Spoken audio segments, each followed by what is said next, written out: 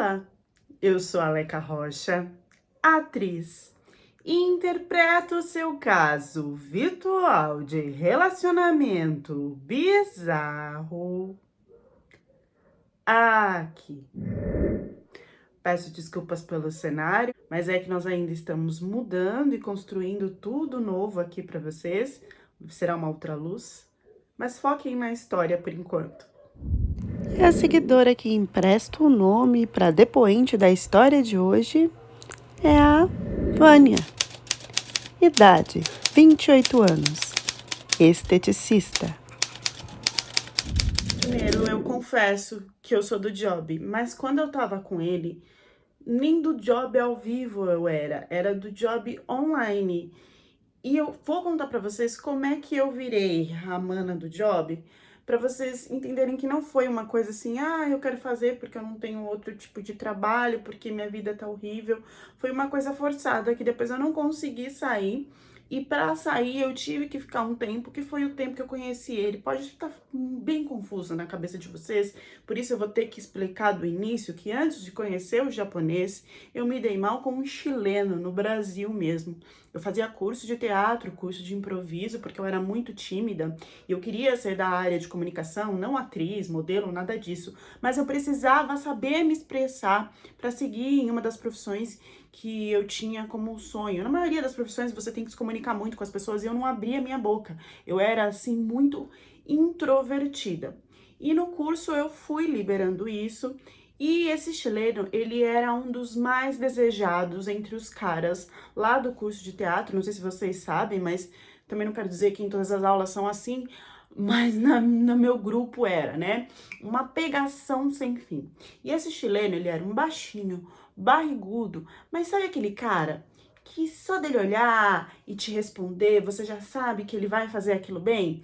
E nós, mulheres solteiras, que não estamos nem aí, que não queremos um relacionamento sério, ver um cara assim, tá lá com vontade, vou investir, mas é aquilo, né? Tinha a fila de todas as mulheres.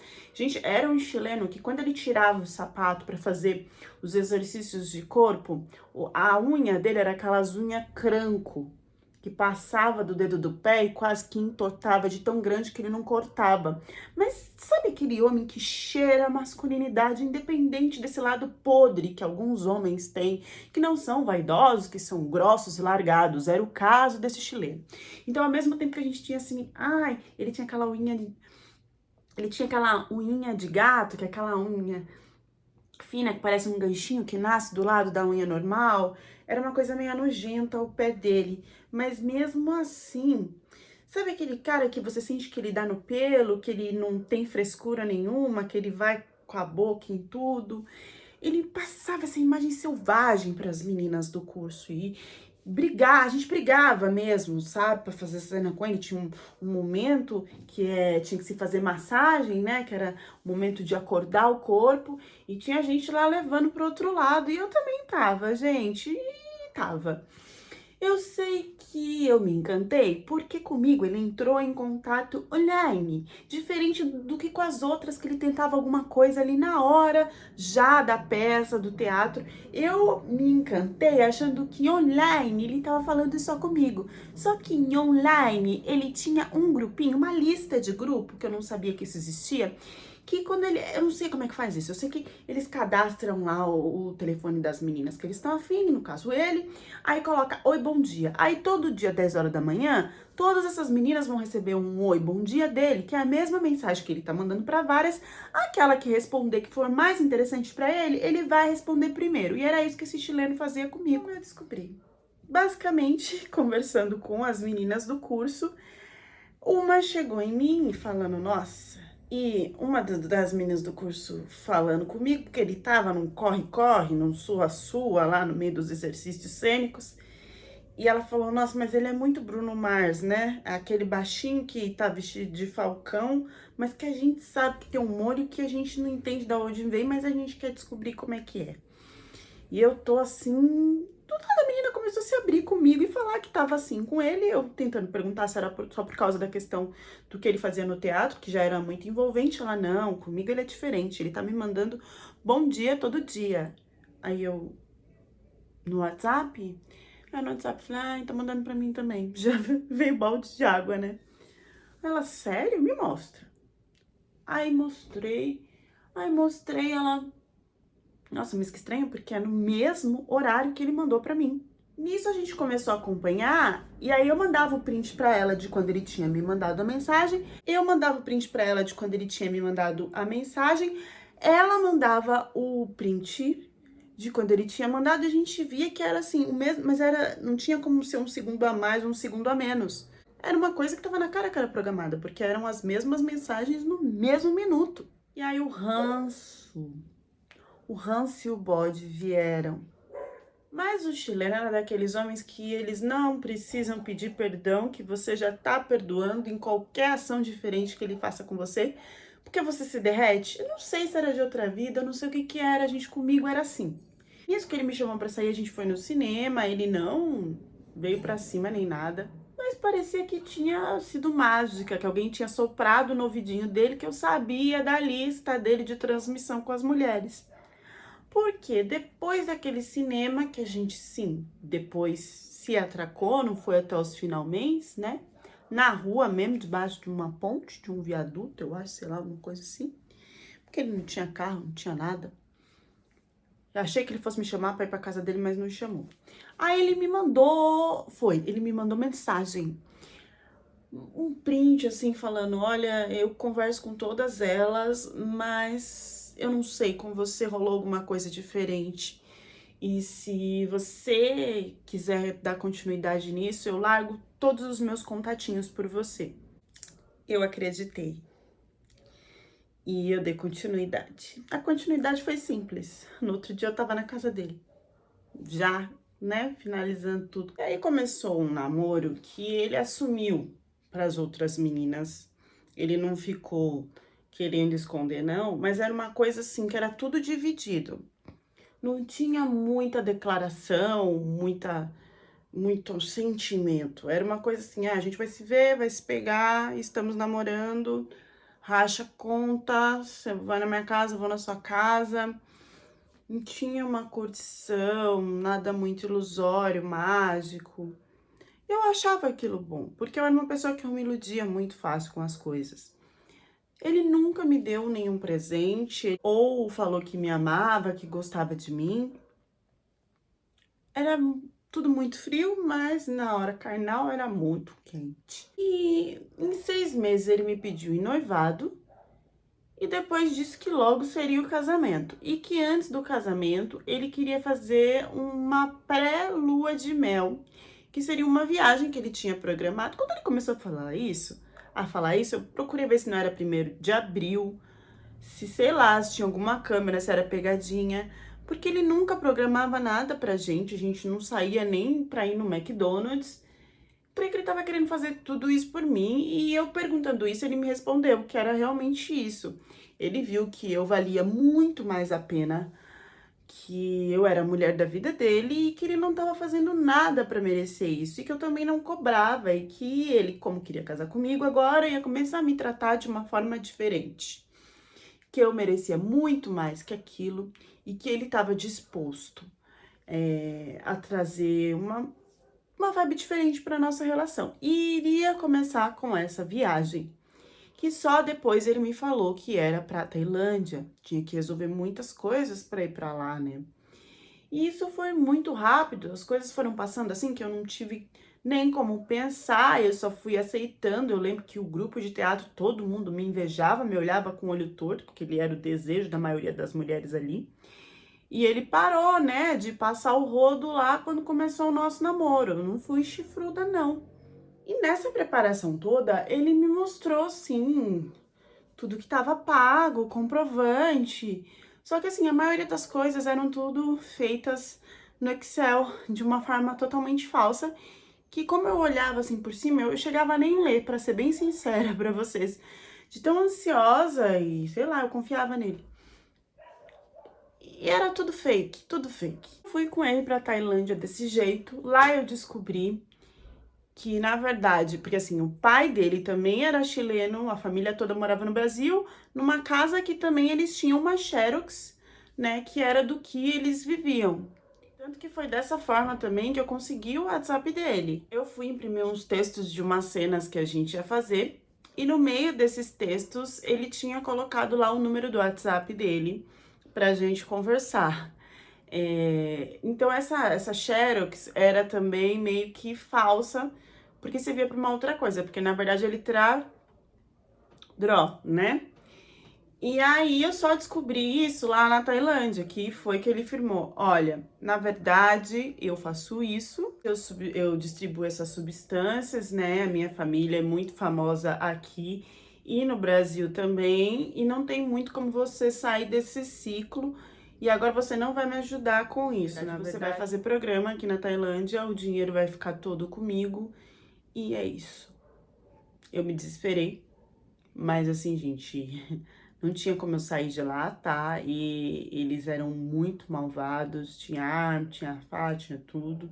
Não tinha dinheiro nenhum, não tinha telefone, guardavam os nossos passaportes, aquela coisa que vocês já sabem. E o único modo que teve de eu fugir disso, na verdade, foi o quê? Eles começaram a se achar muito poderosos conforme eles iam ganhando mais dinheiro, conforme as coisas iam dando certo. E aí eles começaram a abrir mais, de comprar coisas e mostrar que tinha muito poder aquisitivo e de achar que pode mandar em um cara ou outro que fizesse alguma coisa errada. E numa dessa, eles confrontaram um grupo que era muito maior e mais poderoso que eles achavam na marra que iriam dar conta. E foi aí que, devendo esse grupo, eles foram apagados. Então, esse grupo tirou a vida tanto dele, como do amigo dele, como de quem tava lá, da família dele. E a partir desse grupo, eu fui meio que liberada, eu não virei escrava deles, não. Eu meio que fui liberada. Eles falavam da gente voltar pro Brasil, só que na verdade, assim, voltar com as mãos abanando, ninguém ia pagar passagem nem nada. E a única forma que eu tinha de voltar era com esses clientes, com esse trabalho que eu já tinha, só que agora o dinheiro viria para minha mão, de juntar um dinheiro para ir para o Brasil. Foi isso que eu fiz, mas eu não juntei só um dinheiro para ir para o Brasil, eu comecei a juntar um dinheiro e eu vi que ali a minha vida tinha um retorno rápido financeiro que de outra forma eu não conseguiria. Só que eu tinha pavor dessa parte do toque. E eu fui procurar no Brasil, eu vi que eu podia fazer esse trabalho também de um jeito mais leve online. Então eu fui para essas plataformas e lá, gente, nessas plataformas que os caras assinam, né? Tem foto só de pé, não precisa ser totalmente aberto, você mostrar as partes do seu corpo. Uma coisa que já insinue, tem caras que assinam. Então eu fui pra esse lado, eu cortei totalmente essa coisa de dar o meu corpo e fiz uma coisa mais assim, sabe, mocinha, com uma mensagem subliminar por trás, e eu não mostrava as partes do meu corpo, não. Eu fazia só o cara entender o que poderia acontecer pelas fotos e pelos vídeos. E o dinheiro foi vindo pouquinho, pouquinho, mas vinha. Quando pensava em desistir, apareciam alguns assinantes e aí eu via que valia mais do que eu fiz, do que o salário fixo mensal que eu ganharia no Brasil em qualquer trabalho que eu fosse tentar iniciar e teria que acordar às 5, 6 horas da manhã, pegar ônibus, aquele sofrimento todo que vocês já sabem como é. Então eu fui mais para essas fotos artísticas. Aí eu lembro de ter feito uma coisa meio chapéuzinho vermelho, uma coisa meio branca de neve. E eu achei que se eu inovasse o tema, talvez aparecessem mais assinantes. Foi aí que eu tive a ideia de fazer um ensaio de cachorrinha. Era pouca coisa, assim, era só a orelha, um topzinho de pelúcia e o rabinho. E aí eu fazia, né, toda aquela pose para mostrar o rabinho. Menina, lotou. Lotou. Quem tinha, sei lá, 10 assinantes. Tô dando um exemplo, tá? Eu não tô falando o número certo. Quem tinha 10 assinantes foi para 30 assinantes. Para mim, isso, assim, muito rápido, não acontecia, né? Eu fiquei muito feliz. E em um desses assinantes tinha o Ion. Ion, idade, 30 anos, arquiteto. O Ion, ele mandava, porque assim, dava pra eu conversar com eles, às vezes eles pediam uma foto por fora, um vídeo por fora, e dependendo do valor, eu fazia com uma única visualização. Eles não podiam compartilhar aquilo fora da plataforma, porque dava um BO muito grande. E aí o Ion, ele ficava me mandando bônus, porque ele pediu pra eu fazer uma foto privada pra ele, eu fiz. E aí, com isso, ele pegou, né, um número que ele podia me pagar. E aí, ele começou, entendeu? Ele me mandava bônus sem eu ter feito nenhuma foto, sem ele ter pedido nada. E eu achei aquilo super estranho. E aí ele começou a pedir mais, tipo, essa semana você vai fazer algum bichinho? Faz assim, eu quero não sei o quê. E ele pedia e eu fazia. Era um acordo totalmente profissional, não tinha nenhum tipo de relação e sentimento no meio disso. Com o Inhon, quando eu vi, eu já tinha feito praticamente a Arca de Noé inteira de tanto bicho que ele pedia. Se eu podia, se eu confiava nele já, se eu podia mandar o meu endereço, eu acabei mandando o meu endereço. E ele começou a mandar as fantasias para minha casa. E eram fantasias que elas eram mais detalhadas, elas tinham praticamente uma segunda pele, não era só mais a orelhinha e o rabinho. E ele queria que eu fizesse o ensaio e eu fazia. E aí desse ensaio já começou a partir para uma coisa de, você pode mandar áudio. Foi assim, primeiro ele pediu a coelhinha, fiz. Aí quando vem a vaquinha, ele falou: "Você pode mandar áudio mugindo? Eu pago um plus a mais por esse áudio." Aí lá fui eu. Porque ele queria mugindo e com uma risada no fim. Uma risada inocente, meio menina, meio criança no fim. Ele descrevia exatamente como ele queria tudo que eu mandasse para ele. E eu fazia porque ele pagava na moeda lá do Japão, que era valia muito mais que a do Brasil. Eu tava ali fazendo meu pé de meia, não tava muito nem aí porque ele tava pedindo, deixando de pedir, porque não tinha contato nenhum. Ninguém tava sabendo, pra mim tava tudo certo. Aí ele começou a me mandar animaizinhos de pelúcia pra eu fazer algumas fotos com esses animaizinhos de pelúcia que dessem a entender algumas coisas. Estranho era, mas eu tava ganhando o meu. Até que ele perguntou assim: quantos assinantes mais ou menos você tem? E aí eu fiquei pensando, por que ele quer saber, né? E eu menti, eu falei que eu tinha um número muito maior. E aí ele confirmou. E eles pagam tanto por mês? É isso. Aí eu lembro que ele falou assim, tá, ele juntou o total que esses assinantes pagavam, né? E falou assim, se eu pagar o total que eles pagam, você sai da plataforma e faz só material pra mim? E aí eu não sei, porque aqui Mas, gente, imagina, eu não tava acreditando que ele ia fazer isso, então eu dei uma de difícil, né? Aqui sempre vai estar aparecendo mais assinantes, então não vai ficar sempre esse fixo, eu vou crescer, você só vai me dar esse fixo, então eu tô deixando de desenvolver o meu trabalho. Eu acredito que eu não vou aceitar, mas, gente, óbvio que eu tava querendo aceitar, porque era muito mais do que eu tava ganhando, já que eu menti o número de assinantes que eu tinha. Fora que eu não ia pensando, né, pro outro lado. Eu não ia ter que fazer conteúdo toda semana, eu só pedia de vez em quando. Eu também não ia perder aquele fixo nunca, porque os assinantes, eles podem deixar, né, de se inscrever. E aquele número era muito bom pra mim no mês. Então eu comecei a ficar em dúvida e eu acabei aceitando. E ele começou a transferir mais do fixo que ele tinha combinado, mesmo eu não tendo que fazer tanto material e tanta coisa pra ele. Ele mandava, comprava a fantasia, mandava entregar na minha casa. Era sempre tudo cada vez assim mais mirabolante, sempre nessa coisa de bichinhos da Arca de Noé, né? Eu acho que só faltou o jegue, eu também não ia conseguir fazer o barulho do jegue. Porque aí começou uma mandação de áudio, né? Que ele queria que eu falasse e tivesse o sonido do animal no meio do áudio, mas assim, vocês não estão entendendo, o que ele me pagava, eu tenho certeza que vocês fariam muito mais do que eu fiz, que era só fazer simples fotos com fantasiada e ele não me pedia nenhuma parte do meu corpo assim aberta, nada não. E o que eu acho que era constrangedor era fazer no áudio, aí era um pouco constrangedor. Mas pelo dinheiro eu faria, e nunca me arrependeria do que eu fiz dessa parte, não. Aí ele já começou a pedir uns vídeos que tinha uma encenação, não era só uma pose, tipo, ai, quando for a gatinha faz lambendo as patinhas. Quando for a porquinha, faz enrolando o rabicó. Eu lembro que eu tinha acabado de fazer a semana da porquinha e chegou uma outra fantasia de porquinho. Eu falei, será que ele mandou errado? Será que mandaram errado? E eu fui ver, não era uma fantasia toda emblemática, que tinha a pele, os pelos, até o formato do rosto. Não, nesse era só o nariz e o rabicó do fio atrás, não tinha mais nada.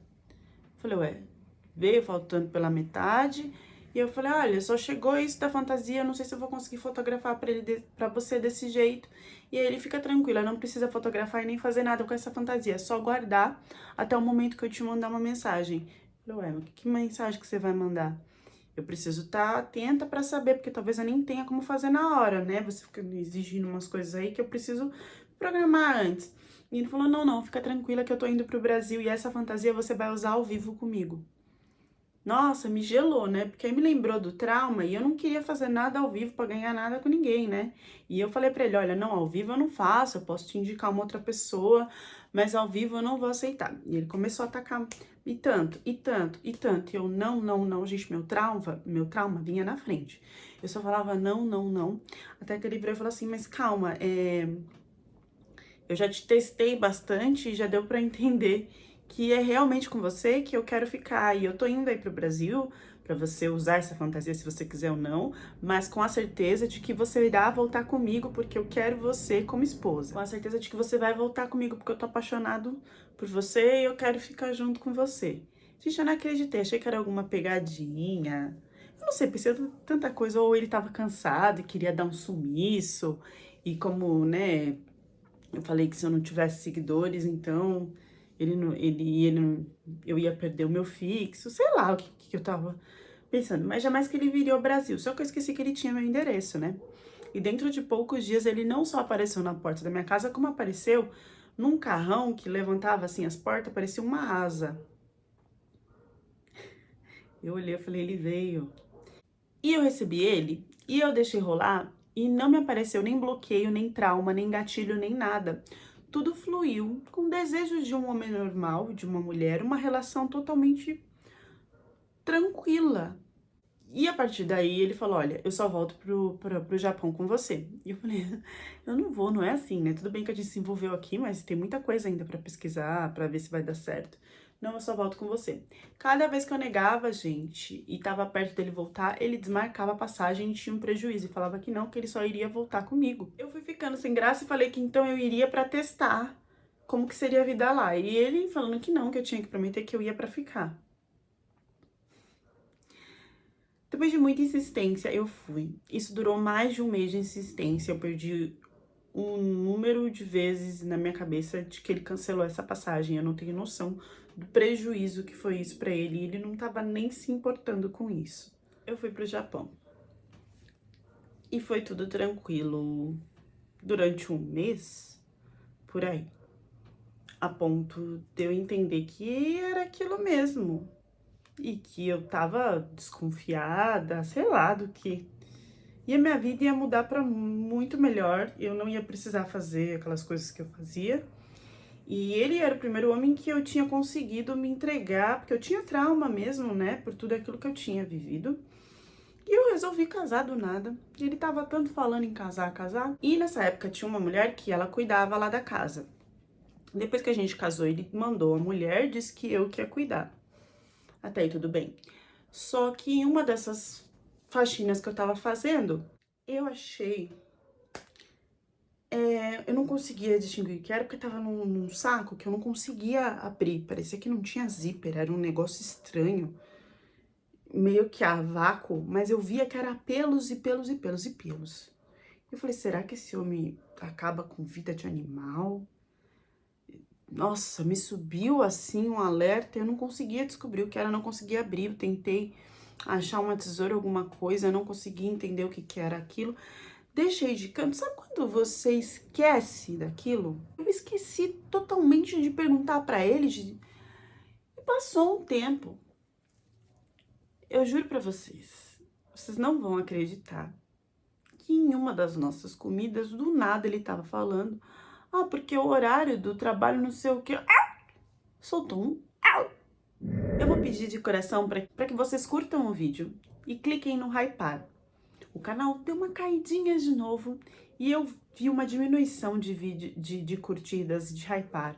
Voltem, por favor, a gente precisa que esse canal continue aqui para que essas histórias que ficam escondidas por aí sejam espalhadas cada vez mais para o maior número de pessoas. Eu tô aqui contando com a ajuda de vocês. Tá tudo bem? Ele riu. Saiu silenciosamente pro quarto dele, eu não entendi o que estava acontecendo. Nisso, eu lembrei, nesse momento eu lembrei do negócio, do avaco, e fui perguntar pra ele, eu falei, você latiu? E eu lembro que eu vi isso aqui, tá aqui, o que que é isso? Ele me sentou e falou, olha, eu tenho que te contar uma coisa. Desde pequeno, eu tenho uma sensação de que o meu físico tem algumas coisas parecidas com a de um cachorro. Por exemplo, quando eu estava em aula, eu tinha muita vontade de beber água, mas não no copo normal. Só me satisfazia se fosse na tigela. E eu tinha vontade de me lamber. Eu contei isso para minha mãe e para meu pai, eles acharam um absurdo no começo, mas depois, com o trabalho de psicólogo, os meus pais entenderam que eles tinham que aceitar o filho deles assim como eu era, como eu queria ser. E em alguns momentos eu queria ser um cachorro. Eu não sei se você já escutou falar disso.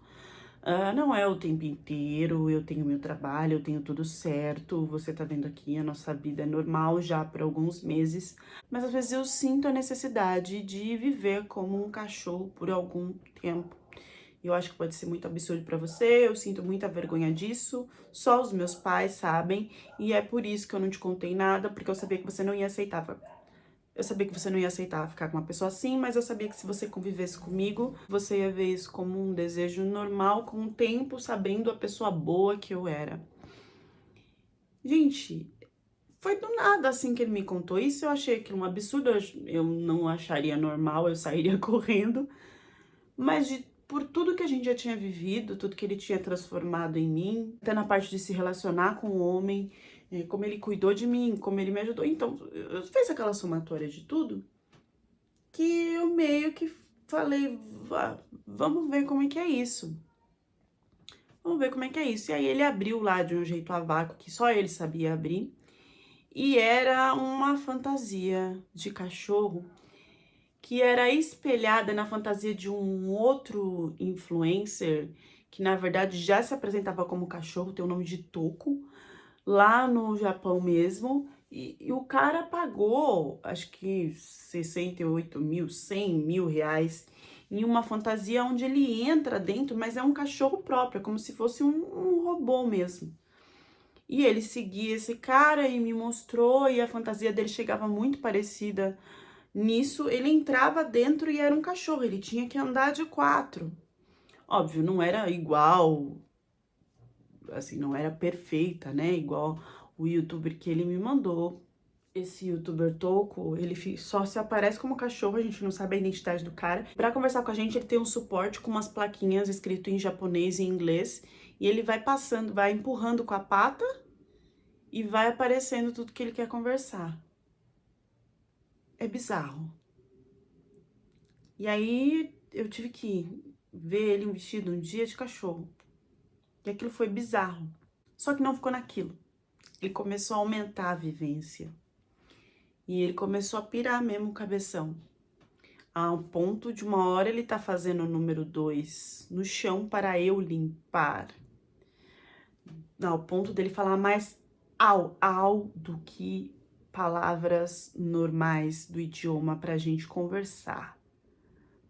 A ponto dele querer que eu limpe lá, né, o rabinho dele, que eu dê banho nele como cachorro. Dele pensar em sair do emprego porque um cachorro não trabalharia. A coisa foi indo para um buraco que eu achei que não poderia ficar mais fundo. Até ele querer fazer amor comigo com aquela roupa de cachorro, como se ele fosse um cachorro e na posição que o cachorro faz na cachorra. E só se sentir bem daquele jeito. Sabe, é muito complicado de você imaginar isso, mas eu posso dizer que eu teria aceitado se fosse só isso. E eu falo só isso porque a coisa chegou numa imensidão que eu perdi o controle. E eu não sei por que eu não negava. Parecia que eu tinha uma dívida gigante com ele, por tudo que ele tinha feito, que ele nunca me cobrou, nunca ameaçou, mas que pesava por tudo que ele tinha pagado, por tudo que ele tinha feito por mim. E eu acho que isso que me calou, eu não sei se ele fez isso conscientemente ou inconscientemente, mas foi isso que me calou de aceitar as ações que foram piorando dia após dia do lado desse homem. A ponto dele dizer que ele tinha amigos cachorros. Os cachorros não conseguiam nem se aproximar dele, às vezes de susto, sabe? Mas eu não sei como ele arrumou uns cachorros, eles diziam que eram os amigos dele cachorros. E aí passou-se a me trancar no quarto, não só para ter relações com ele, mas ele queria ver eu tendo relações com os amigos cachorros dele. E também de vivenciar com ele como cachorro, de comer comida, de comer a ração, de comer na tigela.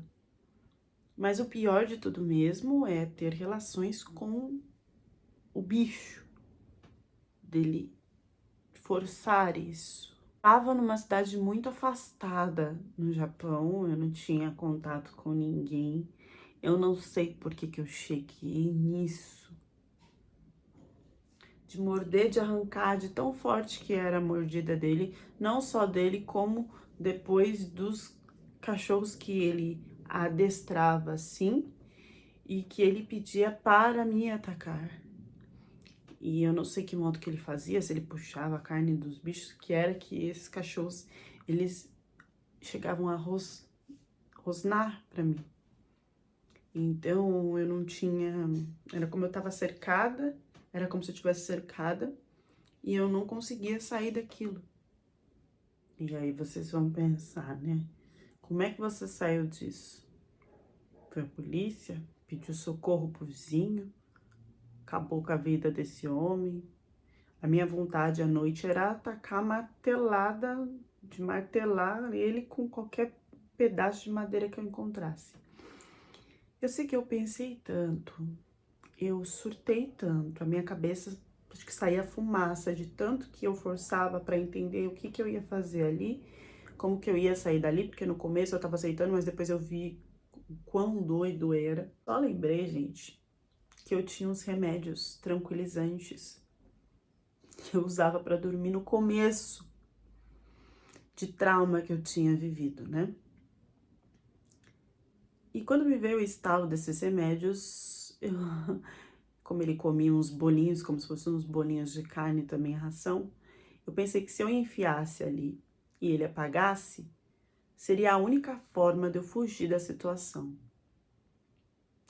E o medo era que ele não apagasse e aí as coisas ficassem piores pra mim, porque ele colocava mesmo os bichos pra vir me morder e os bichos vinham, né? E eu sentia ali que eu ia ficar com cada parte de um pedaço de mim num lugar, se aqueles bichos viessem pra cima. Mais uma bela noite eu fiz a ração, o problema é que ele queria que eu comesse também. E aí, embolei lá no meio do bolo da coisa que ele queria. Era um tipo, tô falando ração, era um tipo de comida lá do cachorro. E aí ele comeu aquilo e eu ficava mastigando, mastigando, mastigando, mas não engolia. Eu também sabia onde que tava a parte do sonífero, não, porque, tipo, não coloquei inteiro, né? Eu estraçalhei em pequenos pedaços, porque, assim, ele tinha consciência de homem, mas eu já tava vivendo tanto tempo com essa coisa de ser um cachorro, que, que ele bocanhava, queria engolir tudo como se fosse um cachorro, né? Isso que me salvou. E aí, ele ficava um tempo com a fantasia, mas mesmo depois que ele tirava a fantasia, ele continuava andando de quatro, porque ele dizia ter uma prática, né? Tem um grupo que fala que o próprio ser humano, ele deveria andar de quatro porque é mais saudável para o corpo, durabilidade da vida, que esse negócio de bípede foi uma ideia que só prejudica o corpo. Aí tinha várias teorias, gente, absurdas. E eu sei que conforme ele foi andando de quatro, já nem tava mais tão fantasiado, ele foi dormindo, dormindo, dormindo, dormindo. Porque assim, antes, quando ele dormia, o sono dele não era pesado. Qualquer coisa, qualquer suspiro, até eu virar de um lado pro outro, ele já acordava, não tinha como. Então, meu medo ainda era entender se ele tinha adormecido a ponto de não acordar. E ele fez uns né? Mas ele realmente, no que eu me movimentava e tal, ele não acordava. E eu vi que então ele tava apagado. E aí, gente, eu meti bronca, né? O que eu podia pegar de chave, de passaporte, o que eu podia pegar, assim, eu peguei. E eu saí correndo, desesperada, desesperada, procurando pessoas falando português, falando inglês, fazendo mímica, entendendo em japonês, porque eu só queria sair dali. Quem me socorreu foi uma senhorazinha japonesa. E assim, gente, não sei se eu falei pra vocês, mas acho que deu pra entender que era um homem de posses. Um homem de posses, de poder e de nome, né? E que simplesmente a eu comentar o que tava acontecendo, falava que eu também gostava da situação, que eu também aceitava. Muitos que eu falei, ou que ainda entrou em contato com ele e tentou conversar sobre, acharam que isso era aceito pelos dois e nada foi julgado. Ele não foi preso. Foi se passado um pano de normalidade pelo poder, que ele era uma pessoa é uma pessoa muito influente. O que ele sempre deixava claro é que a minha sorte era de eu não ter, se eu conseguisse voltar para o Brasil sem passar perto dele, porque caso eu passasse, a minha vida seria acabada, não por ele, mas pelos amigos dele, assim ele dizia. Bom, seria estranho se eu não parasse em uma clínica depois de tudo isso, né? E foi lá que eu fui me transformando. Eu não acreditava nessa coisa de clínica, de psicólogo, de psiquiatra, de conseguir se recuperar. E eu vi o milagre em mim, né? Tanto na parte de eu buscar uma religião, buscar Deus e de acreditar no tratamento da ciência, a ponto de, depois de sair de lá, ainda focar e ter força de estudar e correr atrás. E acreditem ou não, eu estudei para veterinária. Hoje eu sou uma veterinária formada que cuida não só dos animais, mas que também confronta de forma ativa esses casos absurdos de pessoas que usam animais, abuso de animais. E sobre a parte de pessoas quererem virar animais, eu também não sou a favor. Para mim, isso é um desvio da mente, não é algo que tem que ser ligado como ser hétero, ser homo, não. Eu acho que isso é uma outra coisa que tá abrindo de um modo muito errado na sociedade, que a gente tem que barrar. Porque uma coisa é um homem sentir que tem a parte física como mulher, isso eu consigo entender. Agora, como animal, para mim isso é a sociedade indo para o buraco. E eu sou totalmente contra, por isso fiz questão de contar essa história aqui no canal, para que as pessoas acordem sobre esse tema que está sendo aberto de uma forma tão natural e que é muito obscura, que é muito bizarra e que não merece ser valorizada e nem tratada como algo humano e certo. Eu fui contar uma história do Japão e agora começou a aparecer coisas tão mais profundas e bem mais profundas do que essa história que eu nem sei como que eu vou abrir aqui pra vocês. Eu tô mais do que assustada, eu tô paralisada com as coisas que estão chegando. Pra quem acha normal essa coisa da pessoa poder ser o que ela quiser na questão dela virar um animal, desculpa, gente, eu não acho normal, não. Não acho que isso tem a ver com ao fugir do trauma que ela adquiriu, né, com o cara, com o primeiro namorado que levou ela lá pra ser de outros homens. Ao fugir do trauma e não tratar o trauma, ela caiu novamente no trauma e de uma forma bem pior. A gente acha que fugindo, aceitando situações fáceis na vida, como, né, receber dinheiro online e tal. Então a gente aceita algo fácil, que a gente bloqueia aquilo ali, que foi uma coisa ruim, e aí a gente não precisa mais mexer, a gente acha que vai resolver. A gente precisa tratar, a gente precisa cuidar, a gente precisa transmutar, porque isso volta, e aí volta pior, de um jeito que como a gente não se restabeleceu, a gente pode cair de novo e ir mais profundo, que foi o caso dessa moça. Gente, eu não tive estômago para roteirizar, eu cortei um monte de coisa que olha, não sei o que são os pensamentos dessas pessoas agora de achar que é ovelha, que é no seu... Gente, desculpa, não consigo achar isso normal, tá? Minha mente não é aberta a esse ponto, não. Acho que isso sim precisa de tratamento psicológico. Não fui... Gente, tô falando isso aqui como se eu fosse, né, a dona da razão que faz tudo certinho. Eu dou os conselhos aqui que eu acho certos, mas não quer dizer que é tranquilo, que eu faço tudo bonitinho, não, tá, gente? Mas assim, não fujam dos seus traumas. Tente encarar. Tente trabalhar isso. Para que você tenha conhecimento e não caia de novo numa situação mais traumática ainda. Deixem as reflexões de vocês nos comentários e até a próxima história do canal.